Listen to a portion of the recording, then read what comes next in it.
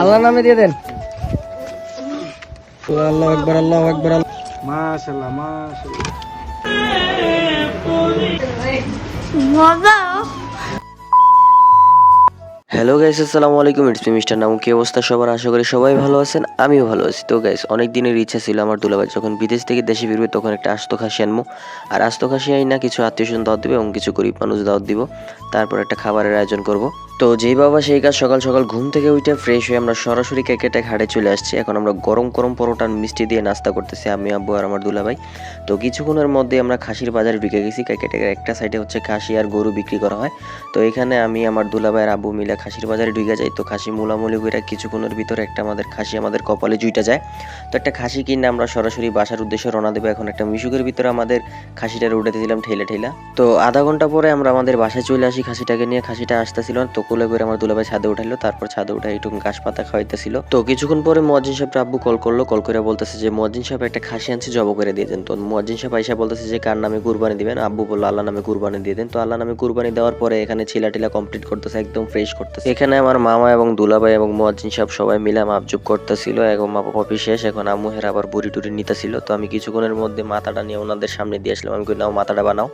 তো সারাদিনের কাজ শেষ করে আমরা সন্ধ্যার পর চলে গেলাম ডিবু বাজার। ডিবু বাজার গেলাম আমাদের কাঁচা বাজার, এখনো কিছু করা হয় নাই, মশলাপাতি কিচ্ছু কিনা হয় নাই। তো আমরা সরাসরি চলে গেলাম মানিক কাকার দোকানে। তো মানিক কাকা পেঁয়াজ মরিচ যা আছে সব পাইকারি বিক্রি করে। যারা যারা যাবেন আমাদের নাম বললেই আপনাদের ডিসকাউন্ট পাবেন। তো এখানে আমাদের আরেকটা পরিচিত দোকান আছে, এখানে মশলাপাতি যা আছে সব পাবেন A to Z। তো আমি এখানে মশলাপাতি কিনতেছিলাম এবং আমাদের বাসমতি চাল টাল যা আছে সব এখান থেকে নিতেছিলাম আর আমি একটু ভিডিও করতেছিলাম। আর ভাই ডিবু বাজার যাবো আর ডিবু বাজারের এই মামার চটপটি খামো না তা ভুলও হয় না। তো আমি আর আমার দুলাভাইয়ের চটপটি খাইলাম। তো কিছুক্ষণের পরে আমরা বাসায় চলে আসলাম। বাসায় চলে এসে এখন আলু পেঁয়াজ যা যা আছে সব কাটাকাটি করতে দিলাম, সবাই কাটাকাটি করতেছে। আলু পেঁয়াজ কাটা কোটা সবকিছু কমপ্লিট। রাতে খাবার দাবার পরে ফ্রেশ হয়ে এখন ফ্রি টাইমে এখন মাংসগুলো ম্যারিনেট করার জন্য মশলাপাতি যা যা লাগবে সবকিছু দেওয়া হইতাছে মাংসের ভিতরে।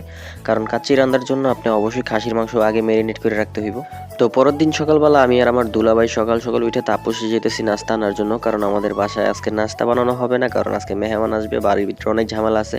তো তাপসে গিয়ে আমরা নাস্তা টাস্তা নিয়ে বাসায় এনে সবাই খাওয়া দাওয়া করলাম। তো নাস্তা খাওয়ার পরে আমরা সকাল সকাল ঘুম থেকে উঠে গেলাম ছাদের উপরে। আমি আব্বু আমার দুলাভাই। এখন লার্কি চুলা জ্বালানো হবে, ছাদের উপরে ডেক বসানো হবে। তো ডেক বসানোর পরে যা যা লাগবে গরম পানি ফুটানোর পরে এখন চাল টাল দিয়ে সবকিছু ডিম টিম ভাইজে এখন মাংস টাংসগুলো এখন ড্যাগের ভিতরে যা যা লাগে সবকিছু কাচ্চি বসানোর জন্য যা যা ইনগ্রেডিয়েন্টস লাগে সবকিছু দিয়ে দেওয়া হইতেছিল। আম্মু সবকিছু দিয়ে দিতেছিল, তরল দুধ যা যা লাগে সবকিছু দিয়ে দিতেছিল। আর আমি এখানে দাঁড়ায় দাঁড়ায় একটু ভিডিও করতেছিলাম, কারণ এখন কাচ্চিটার দমে বসানো হবে। তো কাচ্চিটার দমে ছিল, আমি আর আমার দুলাভাই মজা করতেছিলাম আর গান গাইতেছিলাম। তো এখানে কাচ্চিটার দম হইতেছে। তো কিছুক্ষণ পর খুইলা দেখে যে না কাচ্চিটা ঠিকঠাক আছে। তো এরপর পরই আমি একটু গিয়ে দেখতেছিলাম যে কাচ্চিটা ঠিকঠাক আছে কিনা। তো এখানে নাড়া টাড়া দেওয়া হয়েছিল আগেই, পরে এখন নামানো হবে নিচে। তো ডেকটা নিচে নামানোর পর পরে দুলাভাই গেছে বাড়ার জন্য। কিছুক্ষণ পরে বাসার মেহমান সব চলে আসবে, হুজুররাও চলে আসবে মিলাদের জন্য। তো হুজুরের মিলাদ পড়া শেষ করার পরপরই আমরা হুজুরদের এবং আমাদের মেহমানদের খাবার দিয়ে দিই। তো সবাই এক কথায় বলতেছিল কাচ্চিটা খুবই টেস্ট হয়েছে এবং ছোট ভাই বলতেছে। এবং এরপর পরে আমরা আমার বাড়ির পোলারা সবাই একসাথে খাইতে বসে পড়ছি। তো আমার ছোট খালার মেয়ে এসে বলতেছে যে ভিডিওতে সবাই লাইক করে দিবেন। তো আম্মুর হাতের রান্না খুবই টেস্ট, মাংসটা খুবই সফট হয়েছিল ভাই, আমি আপনাদের বইলা বুঝাইতে পারবো না, একদম রসালো হইতেছিল কাচ্চিটা। তো কিছুক্ষণ পরে আমরা সবাই ফুটেজের জন্য মানে ছবি তোলার জন্য আমরা ছাদের উপর চলে যাই। তো এক কথায় আমাদের কাজিন টাজিন যারা আছে সবাই ছাদে চলে গেছি। তো ভিডিওটা ভালো লাগলে সবাই লাইক কমেন্ট শেয়ার করে দিবেন। আল্লাহ হাফেজ, সবাই ভালো থাকবেন।